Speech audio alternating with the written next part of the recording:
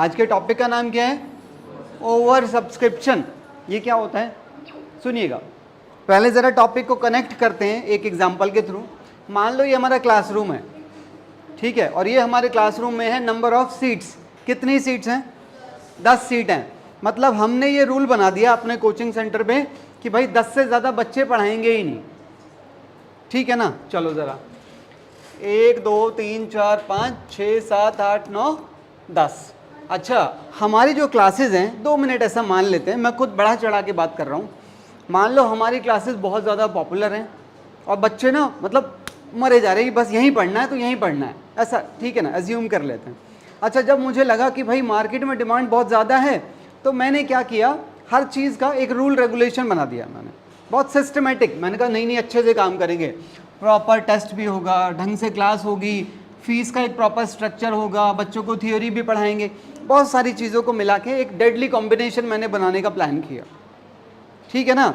अब क्योंकि सारी चीज़ें एक प्रोसेस के अंदर थी तो मैंने अपने कोचिंग सेंटर पे जो फीस स्ट्रक्चर डिज़ाइन किया, मैं ज़रा आपको ये समझाने की कोशिश करता हूँ। लो जी, हमारा फीस स्ट्रक्चर क्या है। मान लो हमारी मंथली फीस कितनी है? 1000 पर मंथ है ये, ठीक है ना। पर मैंने बोला हम मंथली नहीं लेते, हम क्वार्टरली लेंगे। मतलब अप्रैल मई और जून की फीस इस क्वार्टर में आएगी, जुलाई अगस्त और सितंबर की फीस इस क्वार्टर में आएगी, अक्टूबर नवंबर दिसंबर और जनवरी फरवरी और मार्च। मतलब बच्चे को 4 इंस्टॉलमेंट में पेमेंट करनी होंगी क्वार्टरली, ठीक है ना। बेसिक सी बात है, ठीक है।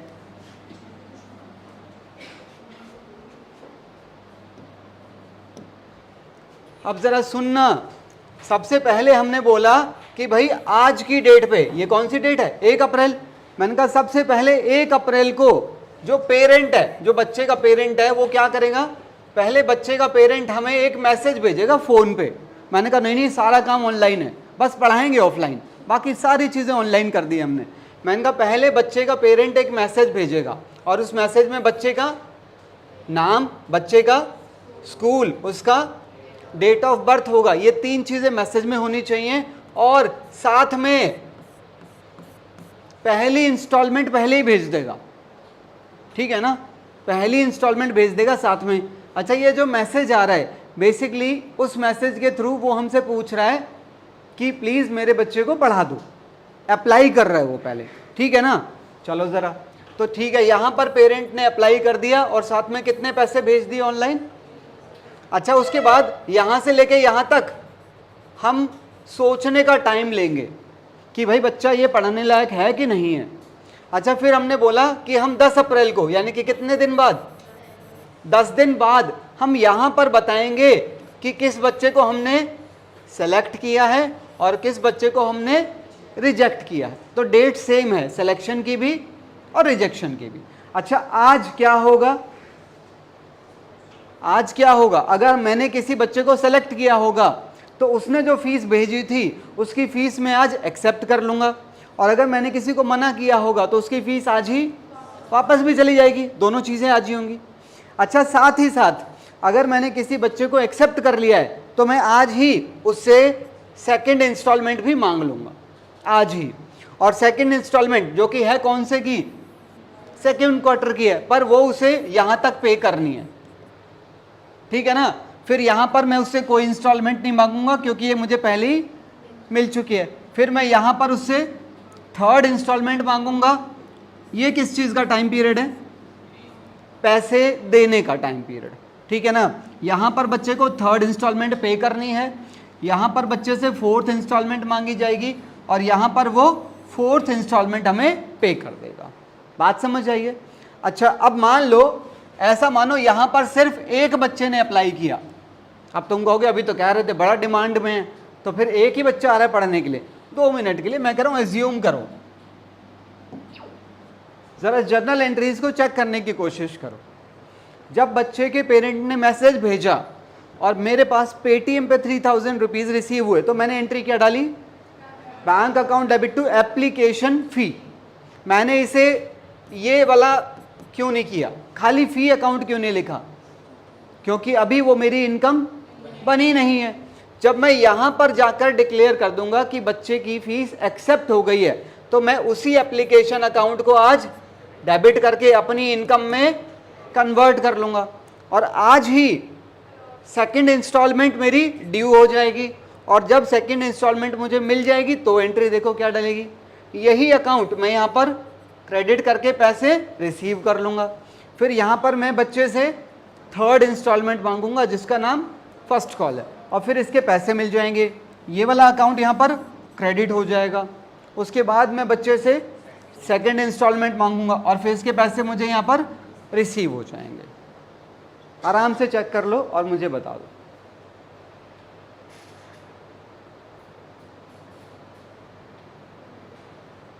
बताओ सही है, कोई परेशानी तो नहीं?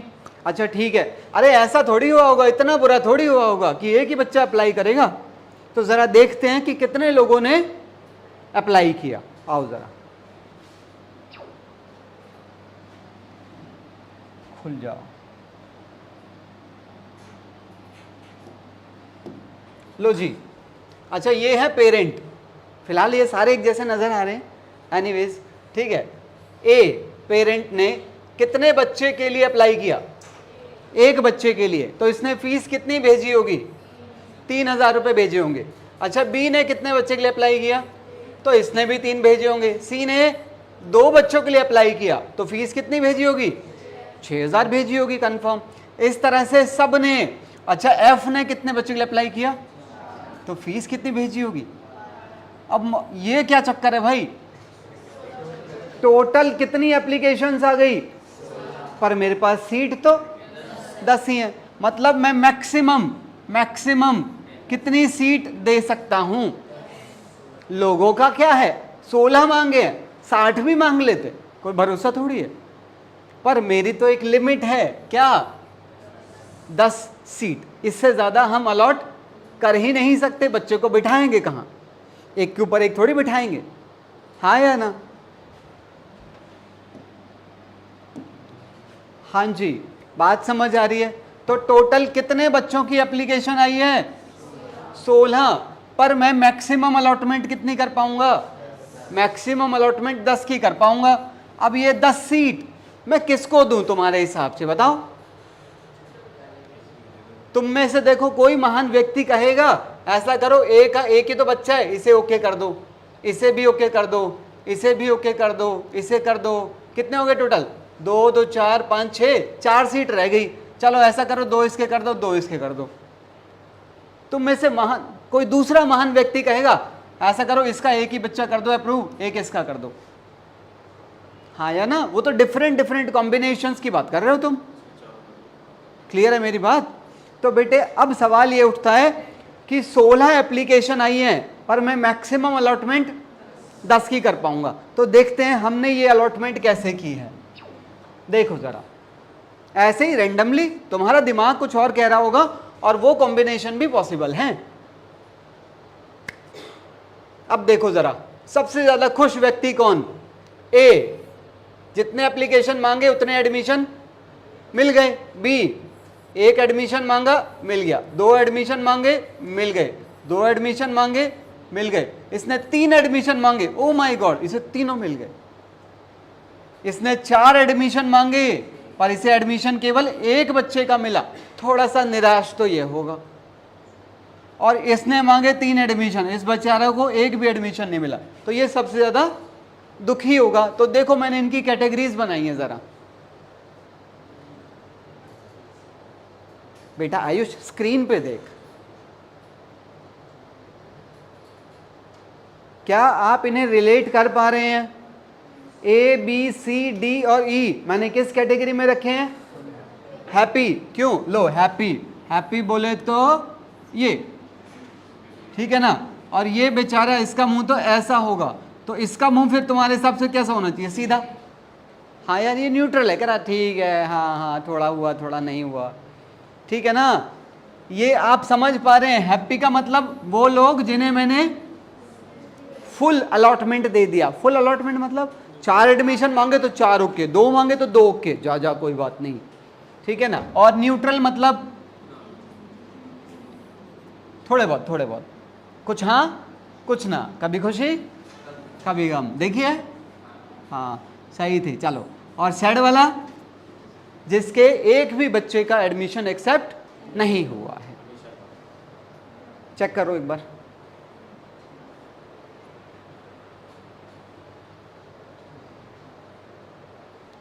यहां पर प्रॉब्लम क्या चल रही है? प्रॉब्लम ये चल रही है कि मेरे पास एप्लीकेशन आई है ज़्यादा और मेरे पास सीट हैं कम। तो इस प्रॉब्लम को हैंडल करने के लिए इसकी जगह एक टेबल और बनाई जाएगी। अब वो देखो वो टेबल कैसी है। यहां से जर्नल एंट्रीज का सिलसिला शुरू होगा। अभी हम इसी एग्जांपल की एंट्रीज डिस्कस करेंगे, फिर अपने क्वेश्चंस पे कनेक्ट करेंगे उसे, ठीक है ना। चलिए ज़रा देखो, ज़रा मैंने ये टेबल कैसे बनाई है।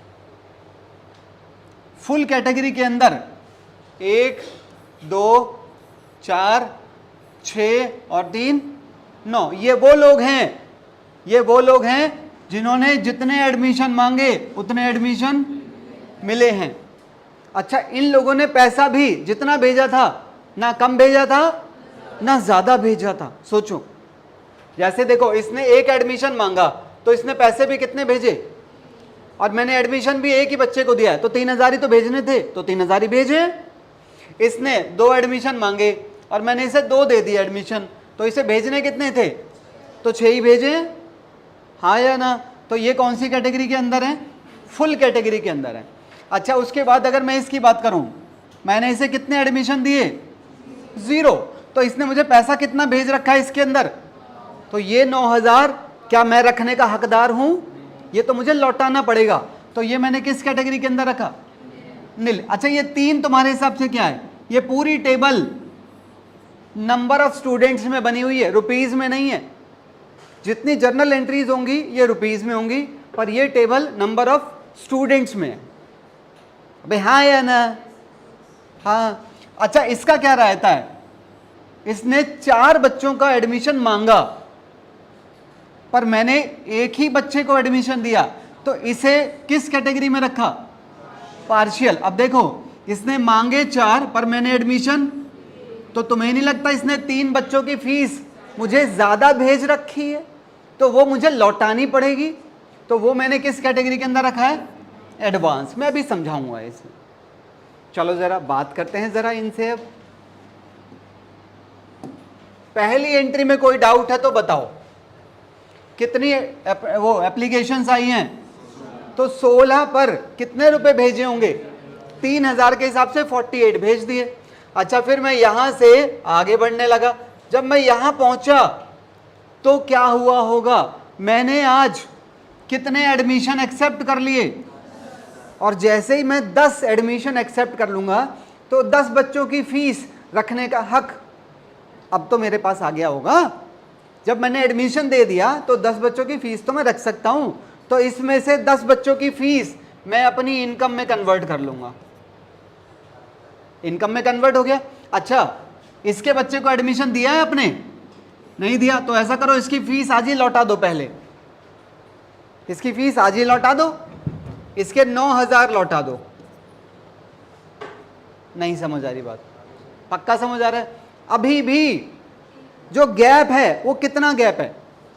9000 का गैप है। अब वो 9000 का गैप आपको पता है इसकी वजह से। अब बात करो किससे?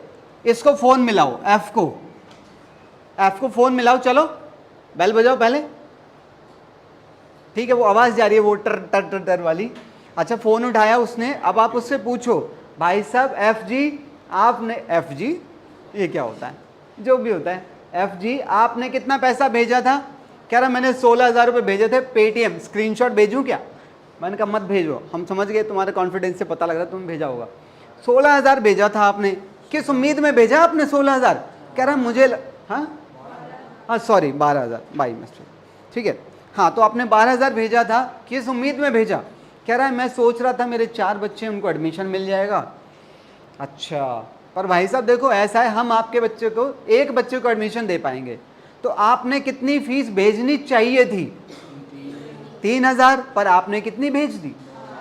12000। तो 12 में से 3 मैं रख रहा हूं उस बच्चे की जिसको मैंने एडमिशन दिया। अच्छा, वो इसके अंदर आ गया है। हाँ या ना? ठीक है, तो जो मेरे पास 9,000 रुपये बच रहे हैं बाकी के 3 बच्चों के, उसका मैं क्या करूं? एफ जी, एफ कह रहा अपने सर में मार लो। मैंने कहा एफ जी देखो मजाक मत करो, ये बताओ उस पैसे का मैं क्या करूं? आपको वापस चाहिए तो मैं वापस दे देता हूं, और अगर आप चाहते हैं, देखो मैंने आपके एक बच्चे को तो एडमिशन दिया ही है, और उससे मैं यहां जाके दूसरी इंस्टॉलमेंट मांगूंगा, फिर मैं उससे तीसरी मांगूंगा, फिर मैं उससे चौथी इंस्टॉलमेंट मांगूंगा, 3-3 हजार की, तो कितनी बनेगी? वो भी 9 बनेगी, और मेरे पास बड़े भी कितने हैं? तो बताओ वो 9,000 आपको मैं वापस भेजूं या मैं अपने पास एज एडवांस रख लूं? गलत तो नहीं कह रहा? बताओ क्या करूं? उसने बोला रख ले जितना रखना है, बच रहा है तो दे दे, नहीं तो जितना रखना है रख ले। तो मैं मैक्सिमम 9 ही तो रख सकता हूं, हालांकि मेरे पास है भी 9 ही। तो वो 9,000 मुझे कैसे रखने हैं? सुनना, दिमाग में कोई खुरापात आए ना तो अभी बताना। इसमें से 3,000 किस चीज के हैं? 3,000 अलॉटमेंट के हैं, तो वो 3,000 तो मैं अलॉटमेंट में डाल दूंगा आज ही, और 6,000 मैं टू कॉल्स इन एडवांस में डाल दूंगा। Any doubt?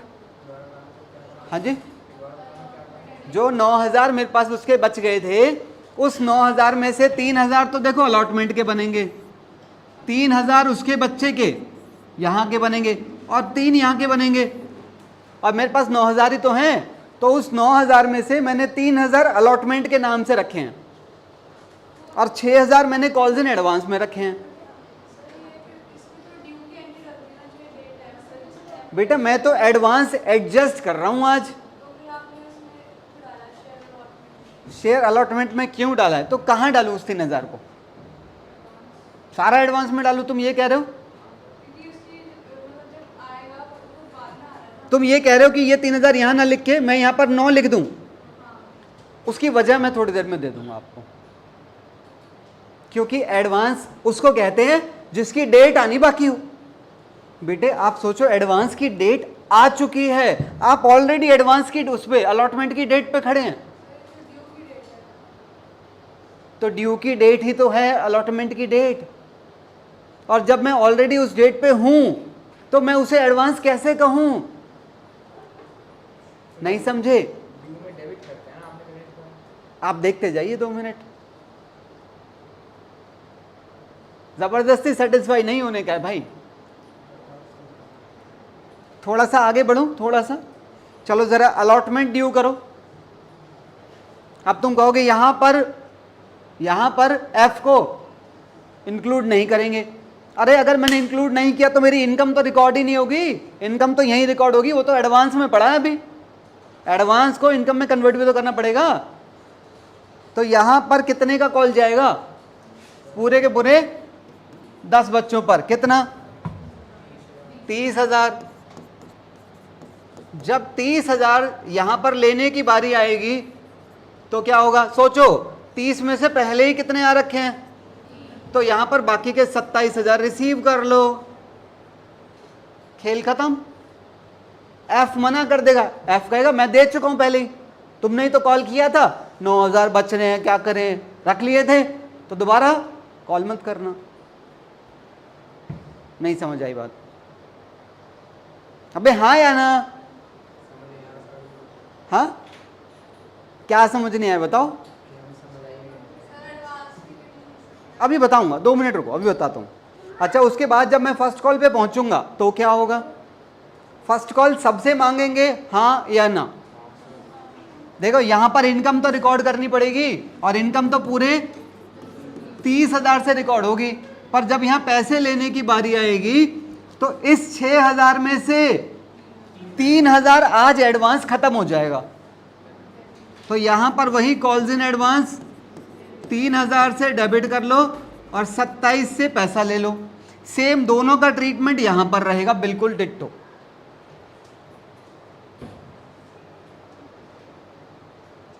इसे यहां पर घूरो आप,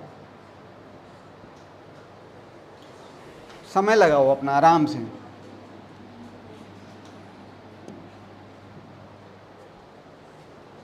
आप लोगों का डाउट ये है कि इसे यहाँ पर क्यों लिया गया है, इसे इसके अंदर ले लो। मैं इसे आज एडवांस क्यों कहूँ? एडवांस उसको कहते हैं जिसकी डेट फ्यूचर में हो, इसकी डेट ऑलरेडी आज है, तो इसे एडवांस कहना सरासर गलत होगा। बेशक मिलने की डेट है बाद में, पर ड्यू डेट तो आ चुकी है ना।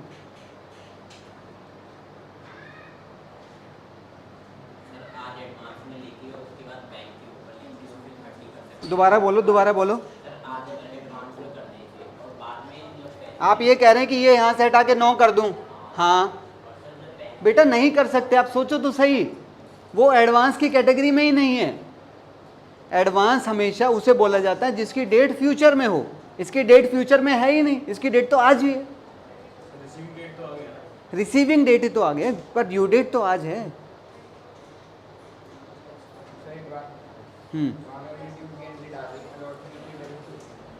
क्या? हाँ एक बार बाकी सब छोड़ देना कि जो भी है, बट एक तरह से चलो कि अलॉटमेंट फीस हमारी एसेट बन गई। अलॉटमेंट फी हमारी एसेट नहीं, पहली बात तो वो हमारे लिए इनकम है फिलहाल, तो हमारा जो एग्जांपल चल रहा है, मतलब एक तरह से हमें रिसीव होने वाला रिसीवेबल। हाँ हमें ये पैसा लेना है, ठीक है। सुनो सुनो, मैंने ये पूरी एंट्री 30,000 से इसलिए डाली क्योंकि मुझे यहाँ पर मेरी इनकम कंप्लीट रिकॉर्ड करनी है। जो एडवांस आ रखा है अभी तक वो मेरी इनकम में कन्वर्ट नहीं हुआ है। अगर मैं यहाँ पर ये एंट्री ही 27,000 से डालूंगा तो ये तो गलत रिकॉर्डिंग है। मेरी जब इनकम 30 है तो वो 30 से रिकॉर्ड होनी चाहिए। देखो, इनकम होना और उसके पैसे मिलना दो डिफरेंट चीज़ें होती हैं। यहाँ इनकम रिकॉर्ड हो रही है और यहाँ उस इनकम के पैसे मिल रहे हैं। 30,000 की इनकम है, 30,000 में से 3 पहले आ गए तो बाकी के 27 ले रहा हूँ। आपने 11th में पढ़ा था एक्रूअल सिस्टम और cash system both are different. Income record करना और इनकम के पैसे लेना दो अलग अलग चीज़ें हैं, तो मैं भी वही कर रहा हूँ फॉलो।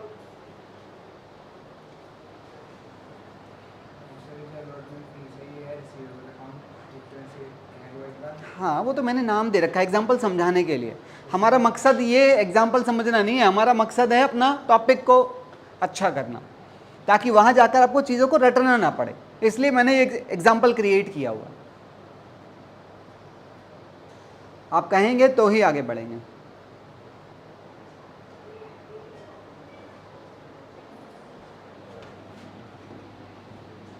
मेरा एक सवाल है, जरा एफ को दोबारा कॉल करना।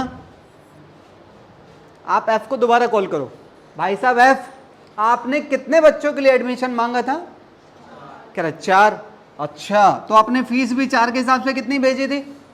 12। अच्छा, ये 12,000 इसके अंदर इंक्लूड है। फिर मैंने यहां जाके उसको बोला कि कितना एडमिशन दे रहे हैं? 1। फिर मैंने उसे कॉल मिला, तो आज हम आ गए प्रेजेंट डे पे, ठीक है।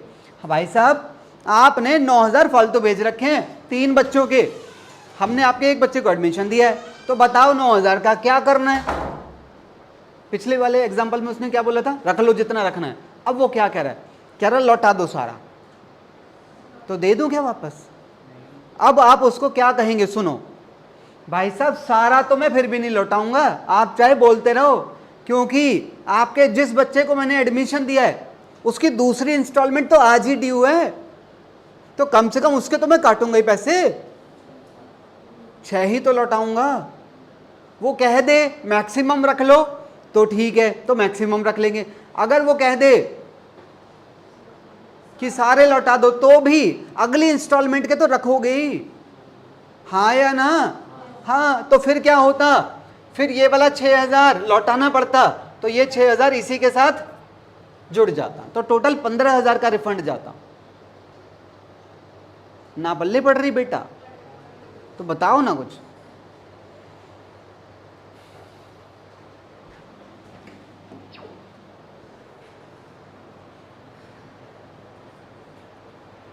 मैंने 2 जगह दिखाया है बैंक, वो मेरा मकसद था ताकि आप दोनों को समझ पाएं, पर आप इन दोनों को जॉइंट कर सकते हैं।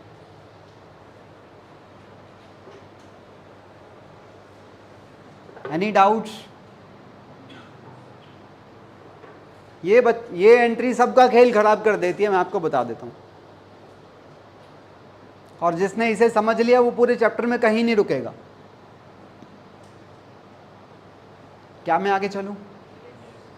अब एक डाउट है, अगर इसने 5 बच्चों के लिए अप्लाई किया होता तो क्या होता, केस बनाते हैं, सुनिएगा ज़रा। अगर इसने 5 बच्चों के लिए अप्लाई किया होता तो टोटल एप्लीकेंट 17 होते, पर मैं मैक्सिमम एडमिशन 10 दे सकता हूं, तो फिर यहां पर 3 की जगह 4 हो जाता और ये 3 ही रहता। अब एंट्रीज पे बात करो ज़रा। पहली एंट्री में अमाउंट कितना आता, 51,000। फिर यहां जाकर हमने इस टेबल से पता लगाया कि कितने एडमिशन दिए हैं, कितने बच्चों का एडवांस आ रखा है, कितने बच्चों के पैसे लौटाने हैं। आओ ज़रा इसको एडजस्ट करो। 51,000 इनकम कितनी बन गई है, पैसे जिसके लौटाने हैं पहले उनको क्लियर रिफंड, इसे बोलते हैं क्लियर रिफंड। जिनको कुछ भी आपने नहीं दिया उनके पैसे तो लौटाने ही है, किसी का बाप नहीं रोक सकता, ठीक है ना। तो कितना पैसा क्लियर रिफंड है, 9,000 क्लियर रिफंड है। अब बात करो दोबारा एफ से। एफ जी आपने कितना पैसा भेजा, कह रहा 15,000। कह रहा मैंने 5 बच्चों का एडमिशन मांगा था, पर भाई साहब हम आपके एक बच्चे को एडमिशन दे पा रहे हैं, तो आपको कितना पैसा भेजना चाहिए था, 3,000। आपने कितना फालतू भेजा, 12,000 फालतू है, फालतू एडवांस की बात करें। तो भाई साहब उस 12,000 का क्या करूं, कह रहा जो करना है कर लो, जितना रखना रख लो, बाकी दे दो बच रहा है तो। अब आपने जिस बच्चे को एडमिशन दिया है उसकी मैक्सिमम फीस कितनी और बची है, 9,000 ही तो बची है। तो तुम्हारे पास वैसे एडवांस कितना रखा है, 12। तो भाई तुम 9 ही तो रख सकते हो, तो वो 9 एडजस्ट कराओ और बाकी के 3 तो देने ही पड़ेंगे।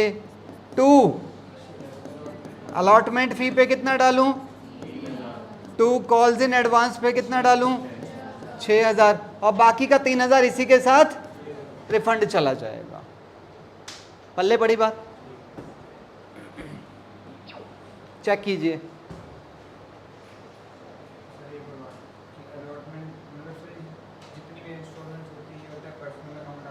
हाँ जी, किसको क्या बोलेंगे, अगर इसका बैलेंस डेबिट बचा हुआ है वो कॉल्स इन एरियर होता है, कैसी बातें करता है।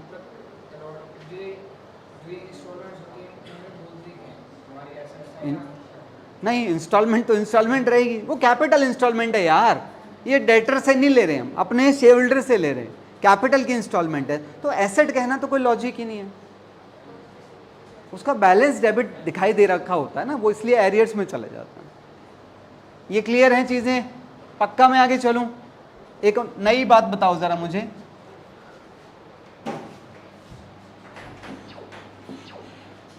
अच्छा आप लोगों को नहीं लगता आप लोगों ने इसके साथ बहुत ज्यादती की है, बाकी सबको तो कुछ ना कुछ दिया, तो इसका भी तो कुछ ना कुछ बनता है। तो कोई ऐसा रास्ता निकालो कि किसी को निराश ना करना पड़े, इसका एक कम कर दो और इसका एक, ऐसा करने से क्या होगा, सब थोड़े थोड़े संतुष्ट हो जाएंगे, हाँ या ना। तो बेटे इसे बोलते हैं डिफरेंट ऑप्शंस, आपके पास क्या क्या अवेलेबल हैं डिफरेंट ऑप्शन। कि एक तरीका तो ये था, और कोई तरीका भी है वैसे, अबे है गधों, देखो कितने सारे तरीके हैं, देखो यहां देखो बहुत सारे तरीके हैं। 3 तो मैंने यहां पर लिख दिए, और बनाने बैठूंगा तो और 7-8 बन जाएंगे। अच्छा इस केस में देखो क्या हुआ है, इस केस में क्या हुआ है, इस केस में एक को मना किया है, इस केस में सबको थोड़ा थोड़ा दिया है, इस केस में 2 को मना कर दिया। तो ये तो बहुत सारे कॉम्बिनेशन बन सकते हैं। तो ये क्वेश्चन आपके लिए आता है 1 marker, what are the alternatives available in case of over subscription of shares. तो जरूरी नहीं है हमेशा आपके ये तीनों कैटेगरी भरेंगी, हो सकता है आपने खाली ये वाला फॉलो किया हो सकता है आपने खाली ये दोनों रखे हो सकता है आपने ये दोनों रखे हो, और हो सकता है ये वाला रखा हो। नहीं समझ आई बात, तो इसका आंसर क्या करोगे, इन case of over subscription of shares alternative 1, alternative 2, alternative 3 and alternative 4। और भी कोई आपके दिमाग में आ रहा हो तो वो भी पॉसिबल है। मैं सीरियसली बता रहा हूँ, ये क्वेश्चन ट्रेंडिंग है, ये आता है।